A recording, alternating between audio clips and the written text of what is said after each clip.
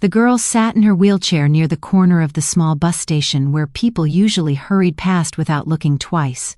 Her body was still, almost fragile, wrapped in an oversized gray sweater even though it wasn't that cold. Her legs didn't move, her lips didn't speak, and yet her eyes followed every single person who walked by. She raised her hands slowly. They trembled as she formed the signs. Please, help, me. Most people didn't understand what she was saying. A few noticed her hands but looked away, uncomfortable, unsure, or simply too busy. One woman glanced at her and then pretended to check her phone. A man stepped around her wheelchair as if she were an obstacle, not a human being. The girl lowered her hands, her shoulders sinking just a little. She had tried this before. Across the station, a man stood holding a paper cup of coffee that had already gone cold. His name was Daniel Carter, a 37-year-old single dad who had learned how to live on very little sleep and a lot of responsibility. His 5-year-old son, Noah, stood beside him, tugging at his jacket and asking questions about everything he saw. Daniel hadn't meant to stare.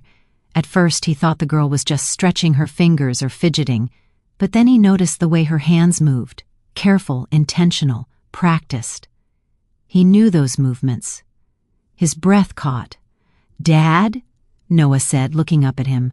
"Why is that girl sitting all alone?" Daniel didn't answer right away. His mind had gone somewhere else, back years ago to a small hospital room and a woman who used her hands to speak because words had become too painful for her. Back to the nights he spent learning sign language from library books because he loved someone who needed it. "She's asking for help," Daniel finally said quietly. Noah frowned. Then why isn't anyone helping her? That question hit Daniel harder than anything else. The girl lifted her hands again, more slowly this time, as if each movement took effort she wasn't sure she had left. Her fingers shaped the words again, her eyes searching faces, hoping, just hoping, someone would understand. Daniel set his coffee down. He felt something familiar rise in his chest, not pity, not charity, recognition. He walked toward her. Up close he could see how young she was, maybe 16, maybe 17. Her hair was pulled back in a loose ponytail, strands falling around her face. There were faint bruises on her wrists, old ones, the kind that told stories without words. Her eyes widened when she saw him stop in front of her. He knelt so they were eye level. Slowly, carefully, Daniel raised his hands and signed back. "I see you. What do you need?" Her breath hitched. For a moment she didn't move. Then her hands flew up, faster now, emotion pouring out in every motion. Tears filled her eyes as she signed, her hands struggling to keep up with her thoughts. "I'm stuck. I can't move. I can't hear. They left me. I don't know where to go." Daniel swallowed hard.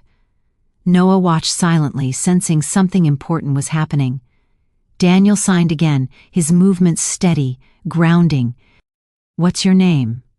"Lily," she signed. That single name felt heavy in the air between them. Daniel glanced around. No family rushing toward her, no caretakers nearby, just strangers and the echo of footsteps. "How long have you been here?" he asked. "Since morning. It was already late afternoon." Something in Daniel's chest tightened painfully. He thought of his own mornings, packing lunches, tying shoelaces, reminding Noah where his jacket was. He thought of how impossible it felt to imagine his child alone in a place like this, invisible to the world. "Dad," Noah whispered, tugging his sleeve. "Is she okay?" Daniel turned to him and crouched, placing a gentle hand on his son's shoulder. "She needs help, buddy." Noah looked at Lily, then at her wheelchair, then back at his dad. "Can we help her?" Daniel didn't answer immediately, because in that moment helping her didn't feel like a small thing. It felt like a door opening into something much bigger. Daniel signed to Lily again. "Do you have somewhere safe to go?" Her hands slowed. No, that one word broke him. He took a deep breath, steadying himself. He was a single dad. He worked long hours. His life was already balanced on a tightrope. This wasn't simple, this wasn't convenient, but it felt necessary. "I can stay with you for a bit," he signed. We'll figure this out." Her eyes filled completely now. Tears spilled over, silent and heavy, running down her cheeks. She covered her face with her hands, her shoulders shaking. Daniel stayed right there. He didn't rush her, he didn't look away. People around them began to notice. A few slowed their steps. Some watched quietly, curious. Others felt a strange tug in their chest they didn't know how to name. After a while, Lily lowered her hands and looked at Daniel again. "Thank you," she signed. Daniel nodded. "You're not invisible." Those words weren't part of sign language exactly, but she understood them anyway. A bus announcement echoed through the station. Life kept moving. But for Lily, something had shifted. Daniel helped adjust her blanket, making sure she was warm. He asked simple questions, learning that she'd been in foster care, that she'd lost her hearing after an illness, that an accident had taken her ability to walk, that the system meant to protect her had quietly failed. Each answer carved deeper into his heart. Noah sat beside Lily, offering her his toy car without saying a word. She smiled at him, a small, shy smile that lit up her entire face. Daniel watched that and felt his throat tighten.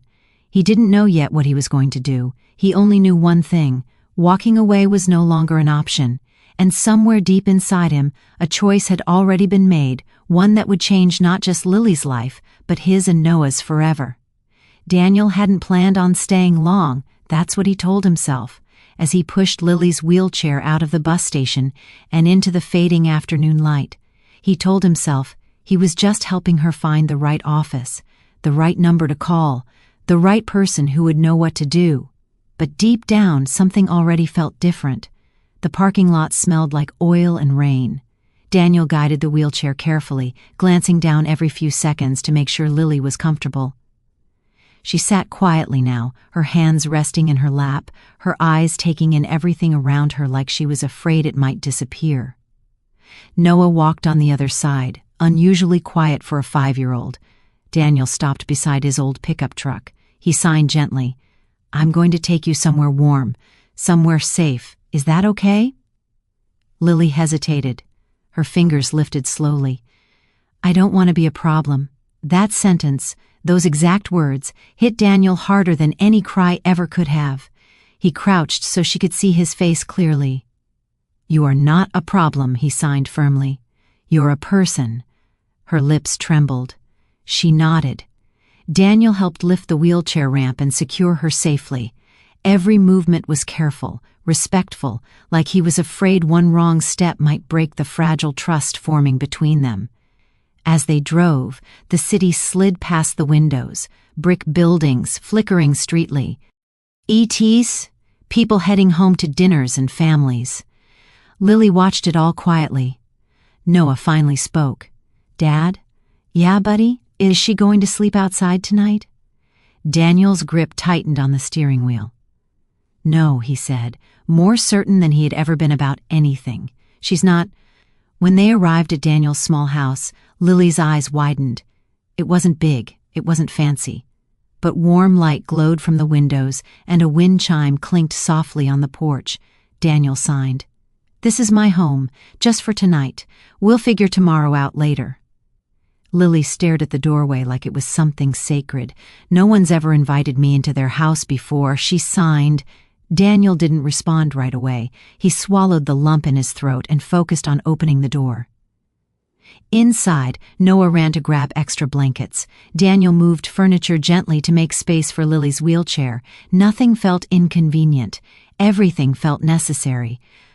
Later that evening, Daniel made simple dinner, grilled cheese and soup. He signed every word patiently, never rushing Lily, never making her feel like a burden. She ate slowly, carefully, like she was afraid the food might vanish if she didn't savor it. After Noah went to bed, Lily sat near the window, watching the rain begin to fall. Daniel sat across from her. "You don't have to tell me anything you're not ready to," he signed. "But if you want to, I'm here." For a long moment, Lily didn't move. Then her hands began to shake. "They said I was too much," she signed. "Too quiet, too slow, too expensive." Daniel felt his chest ache. I was moved from house to house. When I couldn't walk anymore, they stopped calling. One day they just didn't come back. Tears slid down her face. Daniel stayed silent, letting her speak. I tried to be good. I tried not to need anything. That broke him. You should never have had to earn care, he signed softly. Lily covered her mouth, sobbing silently. That night, Daniel lay awake long after the house had gone quiet. He stared at the ceiling, listening to the rain, replaying Lily's words over and over.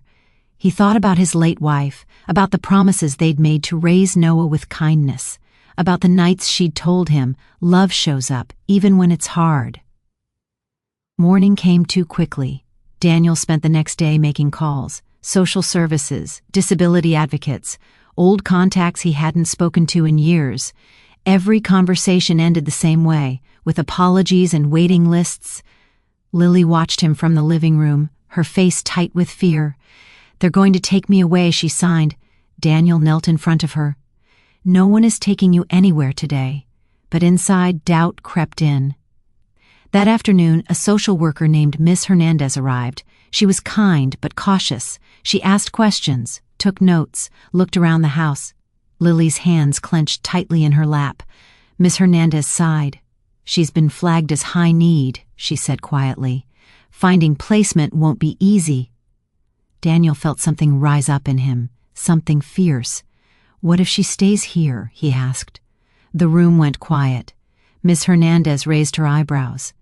Are you offering temporary guardianship? Daniel didn't look at Lily when he answered. Yes. Lily's breath caught. Miss Hernandez studied him for a long moment. It won't be simple. Daniel nodded. I'm not looking for simple. When the door closed, Osted behind the social worker. Lily stared at Daniel like she was afraid to believe what she'd heard. You'd really keep me? She signed. Daniel met her gaze. I don't make promises lightly, he signed. But I won't abandon you. Lily cried harder than she ever had. That night, Noah climbed onto the couch beside Lily and signed clumsily, copying Daniel's movements. You can be my big sister, he said with a proud grin. Lily laughed silently, tears streaming down her face. But not everyone was happy, whispers began. Neighbors asked questions. Some looked at Lily with suspicion. Others looked at Daniel like he'd lost his mind. You're in over your head, one man warned him. Daniel just nodded and kept going, because every night Lily slept without fear. Every morning she smiled a little more, and Daniel knew, deep in his bones, that this story was only beginning. But the hardest part was still ahead. The first real problem didn't come quietly. It arrived in the form of paperwork, deadlines, and voices that spoke in calm tones while saying things that felt anything but calm. Daniel sat at the small kitchen table late one night, papers spread out in front of him like pieces of a puzzle he didn't know how to solve. Medical forms, temporary guardianship documents, lists of requirements he barely understood. Across the room, Lily sat in her wheelchair watching him. She hadn't asked a single question all evening. That worried him more than if she had asked 100. Daniel looked up and caught her staring. He smiled gently and signed, I'm okay. She nodded, but her hands stayed clenched in her lap. Noah was asleep upstairs, the soft hum of his nightlight glowing. Rough the hallway. Finally, Lily lifted her hands. They're going to take me away, she signed again. Daniel stood up and crossed the room, kneeling in front of her so quickly his knee bumped the floor. Hey, he signed softly, look at me. She did. I'm fighting, he signed. Every day. For you. Her eyes filled, but she didn't cry this time. People always say that, she signed. Then they get tired.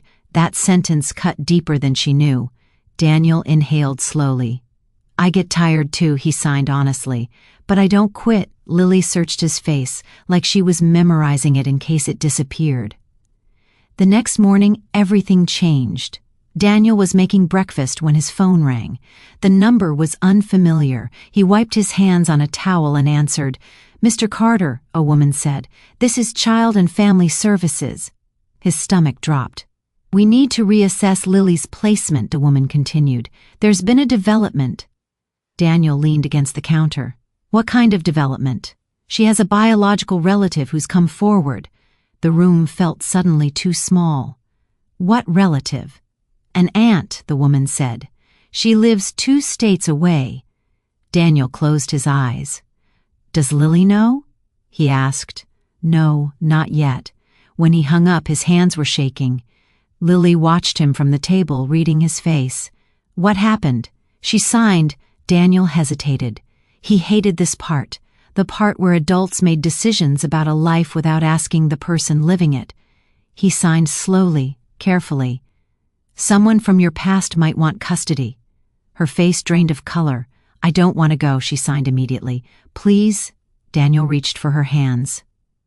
Nothing is decided yet, but Lil, why pulled her hands back. They always say that, she signed, faster now. Then they pack my things.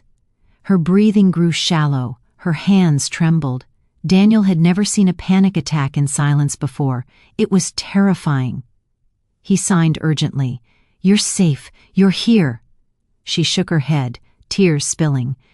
I can't go back to that, she signed. I won't survive it. Daniel's chest tightened painfully. He pulled his chair close and sat with her, grounding her with presence instead of words.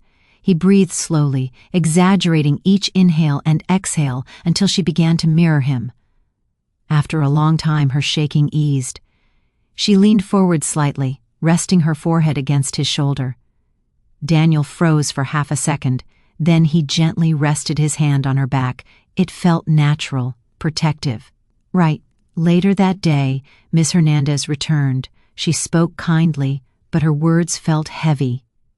The aunt hasn't been involved before, she explained, but legally she has priority. Lily sat silently, staring at the wall. Daniel leaned forward. Does Lily get a say? Miss Hernandez sighed. In some cases, Daniel's jaw tightened. Then listen to her. Lily looked at him, surprised. He turned to her and signed. Tell her the truth. Lily hesitated, then lifted her hands. I was hurt in that house, she signed slowly. Not with fists, with neglect, with silence. I was invisible. Miss Hernandez's expression softened. Here, Lily continued, someone sees me. The room was quiet. Miss Hernandez closed her notebook. I'll report this, she said gently, but uncertainty still hung heavy in the air. That night, Noah overheard more than Daniel realized. After Lily had gone to sleep in the living room, Noah padded downstairs with his blanket. Dad? He whispered. Daniel crouched. What's wrong, buddy? Is Lily leaving? Noah asked. Daniel swallowed. I don't know yet. Noah's lip trembled. But she's my sister. Daniel pulled him into a hug. I know. The next few days felt like waiting for a storm. Lily grew quieter. She smiled less, ate less, slept with the lights on. One afternoon, Daniel came home early and found her sitting by the window, rain streaking down the glass. What are you thinking about? He signed. If I disappear, she signed, will anyone notice? Daniel felt his heart crack. He knelt and signed firmly. I would. She looked at him, eyes shining. Even if they make you let me go? He didn't hesitate. Especially then. The hearing was scheduled for Friday. Daniel wore his best shirt. Lily wore the blue sweater Noah had picked out for her. In the waiting room, Lily's hands shook uncontrollably. Daniel took her hands and signed one last time before they were called in. No matter what happens, he signed, you change this family forever. Tears spilled freely now. Inside the room, the questions came. Was Daniel qualified? Did he understand the responsibility? Could he afford long-term care? Daniel answered honestly.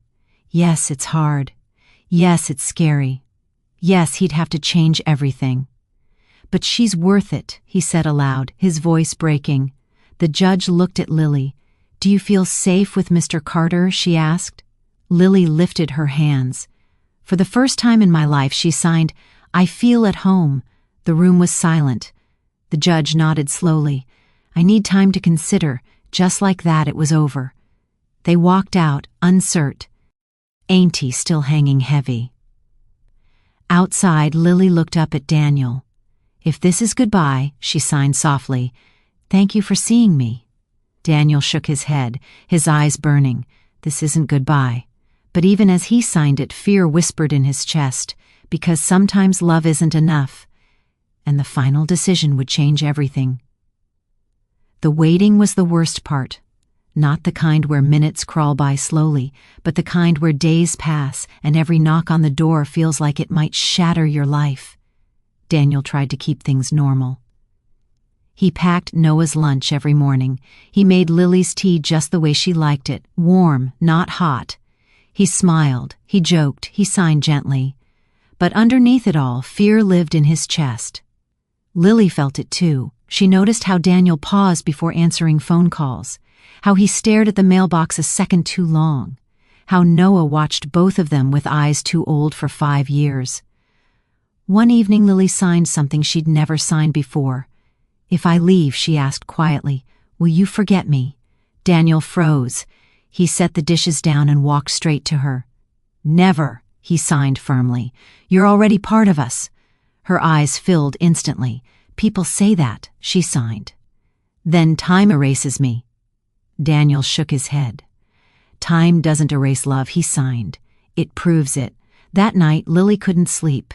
Daniel found her awake at 2 a.m., staring at the ceiling. "Bad thoughts?" He signed. She nodded. "I keep thinking I should make this easier for you," she signed. "I'm expensive. I'm complicated. You didn't ask for me." Daniel felt something snap inside him, not anger, but resolve. He signed slowly, deliberately, so there could be no misunderstanding. "I chose you." Lily's breath caught. Even knowing everything? Especially knowing everything, she turned her face away, crying silently into her pillow. Across the hall, Noah watched from his doorway. The next morning the letter arrived. Daniel knew before he even opened it. His hands shook as he read the words, "Temporary guardianship under review, transfer pending." He sat down heavily. Lily saw his face. "It's bad," she signed. Daniel didn't lie. He nodded. She closed her eyes. "When?" Daniel swallowed. "Tomorrow," he said aloud, then signed it too. Lily didn't cry. That scared him more than anything.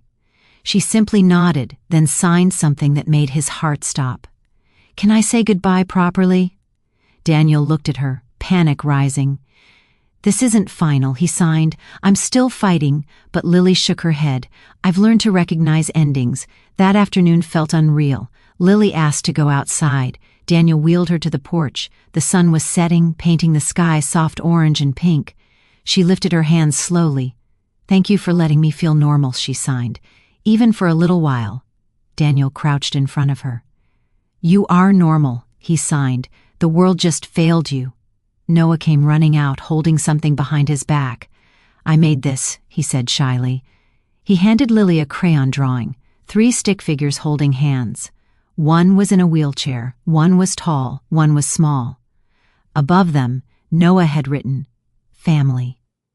Lily broke. She covered her face, her shoulders shaking. Daniel pulled Noah into a hug with one arm and rested the other on Lily's shoulder. For the first time since she arrived, Lily let herself lean fully into him. That night, Elle didn't sleep. He wrote letters. He made copies. He gathered medical records and school plans. He rehearsed what he would say over and over. But when morning came, nothing prepared him. The social services car pulled up just after 9. Lily wore the blue sweater again. She signed to Daniel before the doorbell rang. "Please don't let them rush me." Daniel nodded. When Miss Hernandez entered, her face was tight. "I'm so sorry," she said quietly. "The aunt is already here." Lily's hands clenched. Daniel stood taller than he ever had before. "I'm contesting," he said. Miss Hernandez looked surprised. "Daniel, I won't stop," he said. "Not today, not ever." The aunt arrived shortly after. She was well-dressed, polite, distant. She smiled at Lily like someone greeting a stranger. Lily didn't sign back. "She doesn't know me," Lily signed to Daniel. "She never came." Daniel nodded. The room felt heavy. The aunt spoke calmly. "I can give her stability, structure," Daniel replied quietly. "She already has that." The aunt hesitated. "You're emotionally attached." Daniel didn't deny it. "Yes," he said, "I am." Lily signed, her hands shaking but determined. "I don't want to go." The aunt looked uncomfortable. The decision was postponed again. More waiting. More pain. That evening, Lily did something unexpected. She asked Daniel to teach her Noah's bedtime routine. She watched as Daniel helped Noah brush his teeth, tuck him in, read his favorite book. Lily smiled softly. "If I never see this again," she signed, "I'll remember it." Daniel's throat burned. "You will see it again," he signed. "I promise." But promises felt fragile now. Late that night, Lily signed one last thing before falling asleep. "If I leave tomorrow, please don't stop being kind." Daniel sat there long after she slept. He realized then what this was costing him. Not money, not time, hope, and yet he'd do it all again. Because loving Lily had changed him. And even if the system took her away, they could never erase what they'd become to each other. The next morning would decide everything. No sirens, no shouting, just the soft sound of birds outside the window and the slow rhythm of a house holding its breath. Daniel stood in the kitchen, staring at the same cup of coffee he'd poured 10 minutes ago and never touched. His hands felt heavy, his chest felt tight. This was the day. In the living room, Lily sat already dressed, her blue sweater smoothed carefully over her lap. Her hair was neatly tied back, as if she were preparing for something important, something final. She lifted her hands when she saw Daniel. "I'm ready," she signed. Daniel's heart twisted. "You don't have to be brave," he signed back. "You never owed anyone that." She smiled softly. "Being brave is the only thing I was ever good at." Noah came downstairs slowly, clutching his stuffed dinosaur. He looked from Daniel to Lily, understanding far more than any 5-year-old should. "Are they coming?" he whispered. Daniel nodded. Noah walked straight to Lily and wrapped his small arms around her neck, holding on tightly. "Don't forget us," he said, his voice breaking. Lily pressed her cheek gently against his hair. "I could never forget you," she signed, even though Noah couldn't read her hands. Somehow he understood anyway. The knock on the door came at exactly 9. Daniel opened it. Miss Hernandez stood there, alone this time. Her eyes were red. "I asked for one more meeting," she said quietly. "Before anything happens." Daniel's heart pounded. They gathered in the living room. Lily sat perfectly still, her hands folded tightly together. Miss Hernandez took a breath. The judge reviewed everything last night, the testimony, the home reports, Lily's statement. Lily's fingers twitched. Daniel leaned forward. "And?" he asked. Miss Hernandez looked directly at Lily. "Lily," she said softly, "do you still want to stay here?" Lily didn't hesitate. She raised her hands, steady despite everything. "This is my home." Silence filled the room. Miss Hernandez nodded slowly. "Then I need you to know something." Daniel felt like his heart stopped. "The aunt has withdrawn her request." Lily blinked. "What?" "She signed.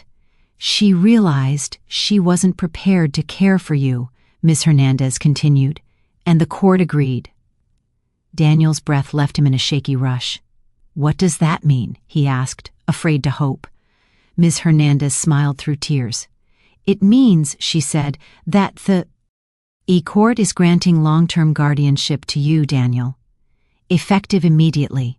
For a second, no one moved. Then Lily's hands flew up, shaking violently. "You mean I can stay?" "Yes," Miss Hernandez said firmly.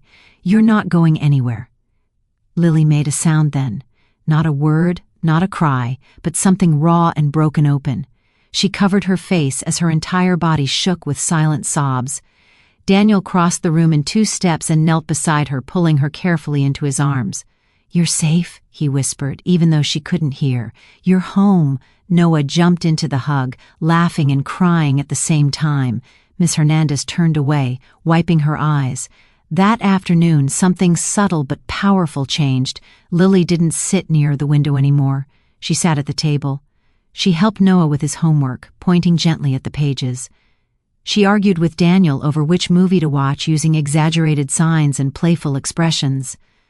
That night, Daniel did something he hadn't planned. After Noah was asleep, he sat across from Lily, his hands folded tightly. "There's something I want to ask you." He signed? Lily looked nervous. "You don't have to answer now," he added, "or ever." She nodded. Daniel took a breath. "Would you like me to adopt you?" Lily froze. Her eyes widened, her hands hovered in the air, unmoving. Time stretched, then her hands moved, slow, deliberate, trembling. "Are you sure?" She signed. "I'm not easy," Daniel smiled gently.